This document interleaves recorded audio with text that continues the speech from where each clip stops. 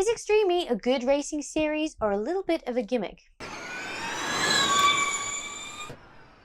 X-Prix started on the weekend. We got our first taste of an X-Prix, what that entails, and kind of how the series is going to work.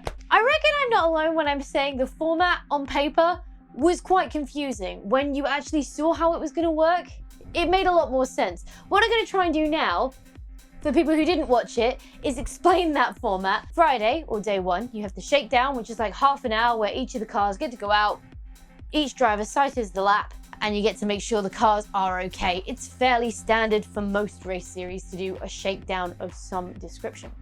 Day two is qualifying day, which was Saturday. You have qualifying 1 in the morning, where basically one by one, each car goes out, first driver does a lap, and the second driver does a lap. And then qualifying 2 is exactly the same format, but the driver who went second in the first qualifying session has to go first in the second qualifying session.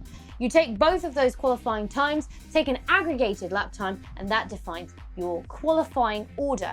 Racing is not your normal racing. Basically, you have 3 separate races to determine parts of the final order, and then you have a final race. So in race 1, which is called the semi-final, the drivers who qualified first, second, and third race on track at the same time, 3 cars on track at the same time, which is very cool, by the way. And the first and second place driver get promoted through to the final, with the third place driver securing 4th in the final standings.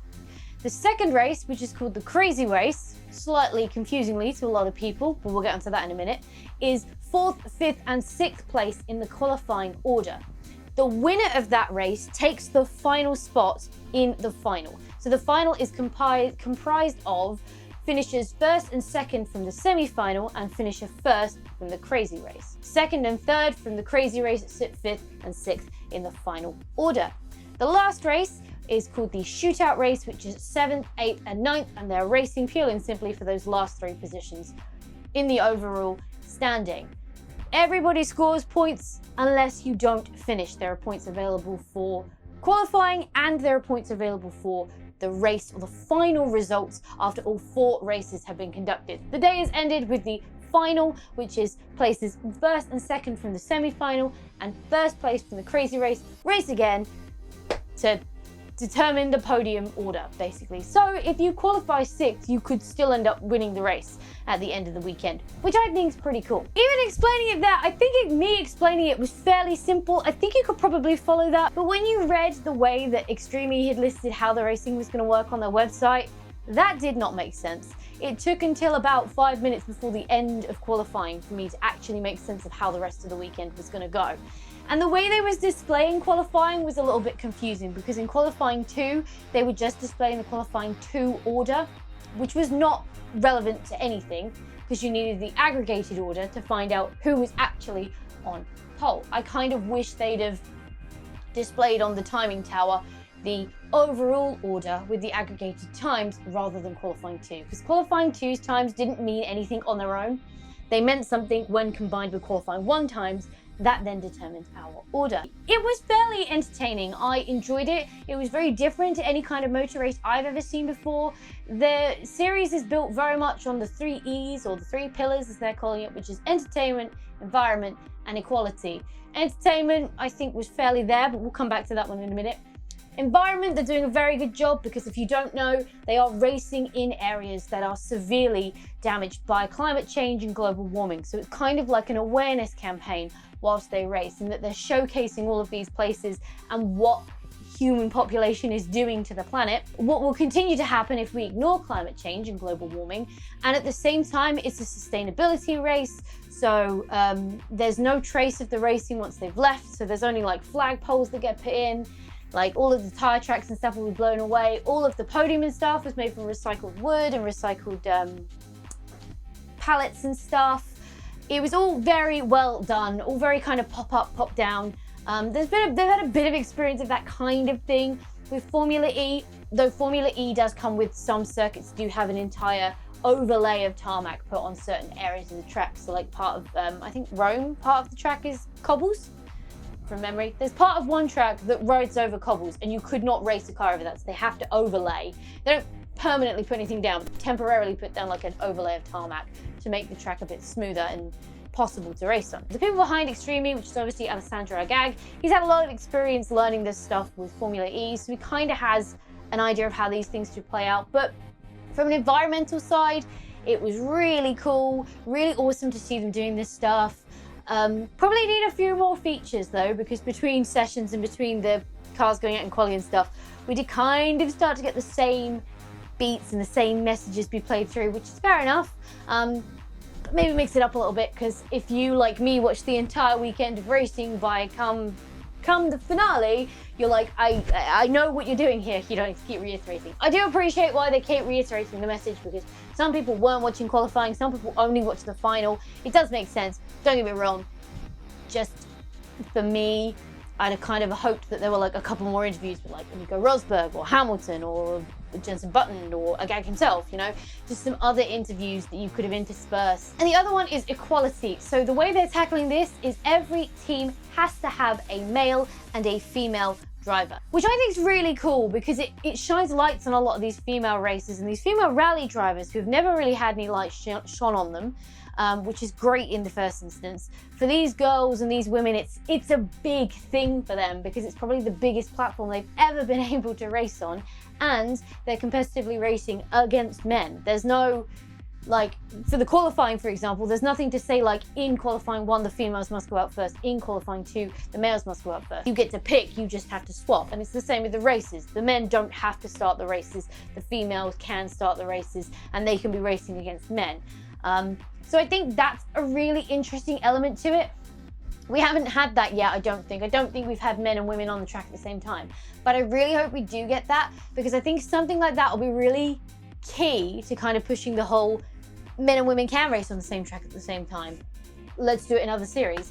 And I think that's really important for motorsport globally. If we really do want to push this gender equality thing in motorsport and get some female drivers up in high disciplines, that's a really crucial thing to kind of prove and already get seeing. So if you can see it happening in one series, there's no reason it can't happen in other series. So it's gonna be a good one to keep an eye on for that. But overall, I really enjoyed the race series. It didn't feel very gimmicky. It felt like a brand new thing, which was super nice. It's been a while since we've had a completely brand new motorsport kind of come in to the scene, and I think it's here to stay. For example, Formula E, yes, it's different, but it's electric Formula One. You know what I mean?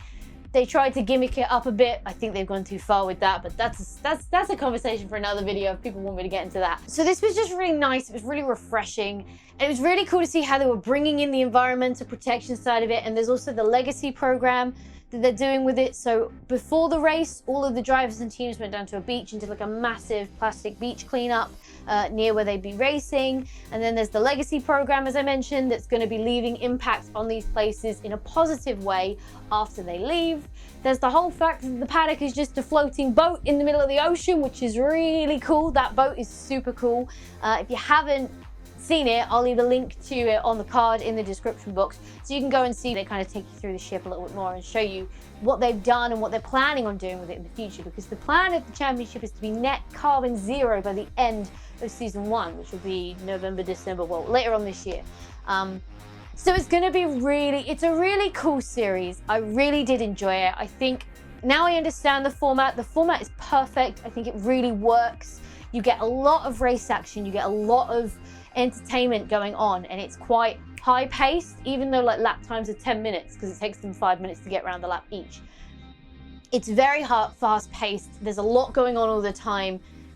The format is great, the way it runs is brilliant, and I really do think it's got a hell of a lot of potential to be a really strong and a really good championship. The other positives of it, it's already got some really big names attached to it, like Nico Rosberg, Jenson Button, Lewis Hamilton, to name a few, Andretti Motorsports, Chip Ganassi Racing. These are really big names in the world of motorsport. So it's great that in its first season, it's managed to bring in these big names and these well-known names, because these names come along with their own fan bases that come along to the new things and really give it a boost to see what it's all about. Let's now actually talk about the racing though, because that is something that it needs addressing. Firstly, I'm going to talk about the broadcasting though, because that really annoyed me.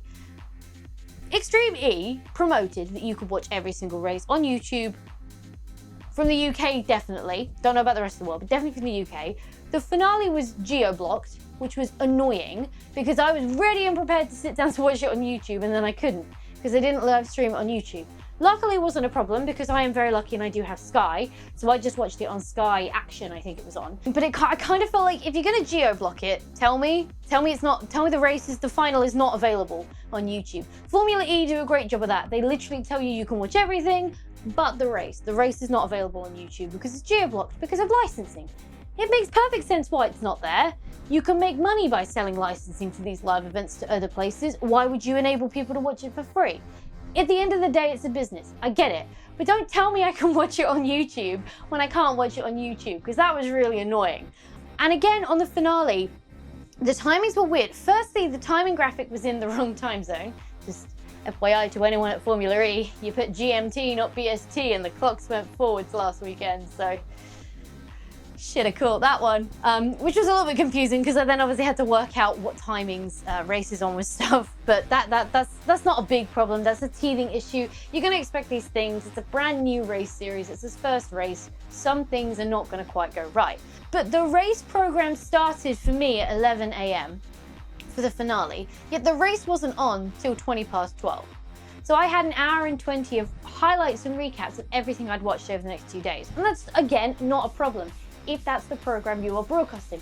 But tell me that the program will start at 11, but the race is going to start at 12:20. And then I have the option to decide not to rewatch any of the other stuff that I was watching because I've already seen it.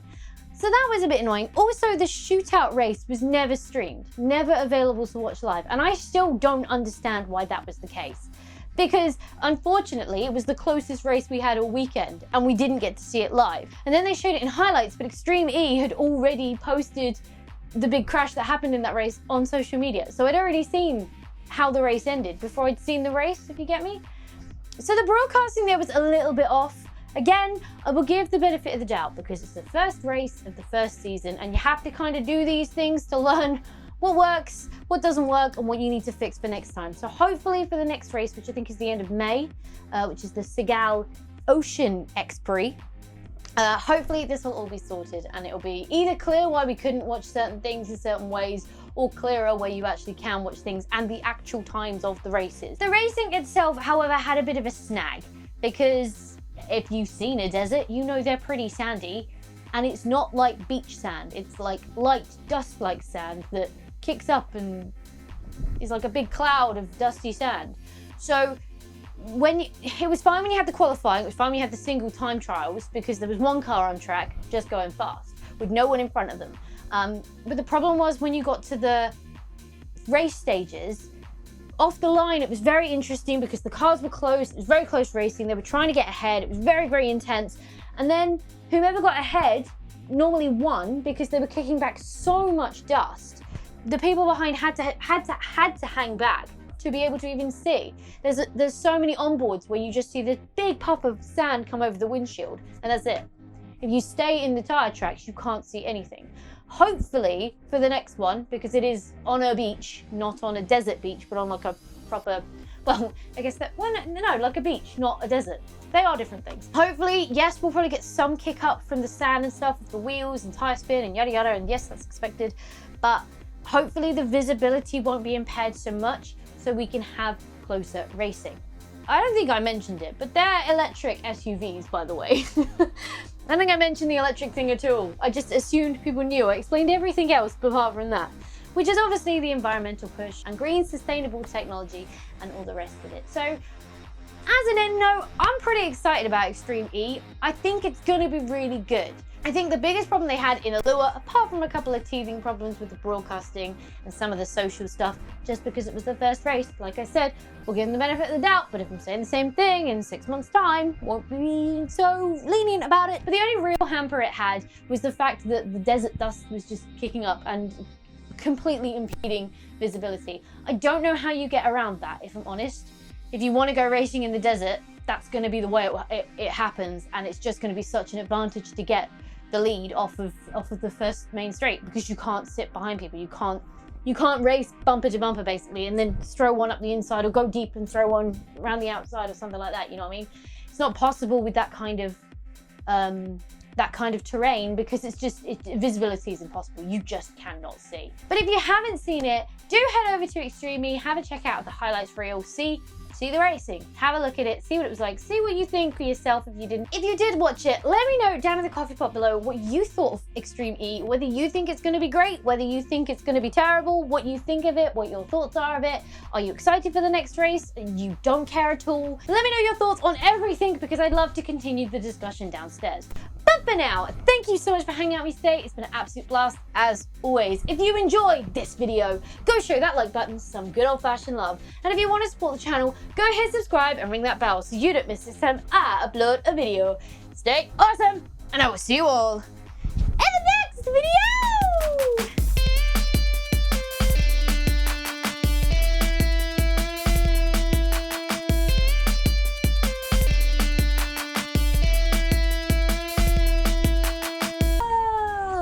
Say, hey, oh.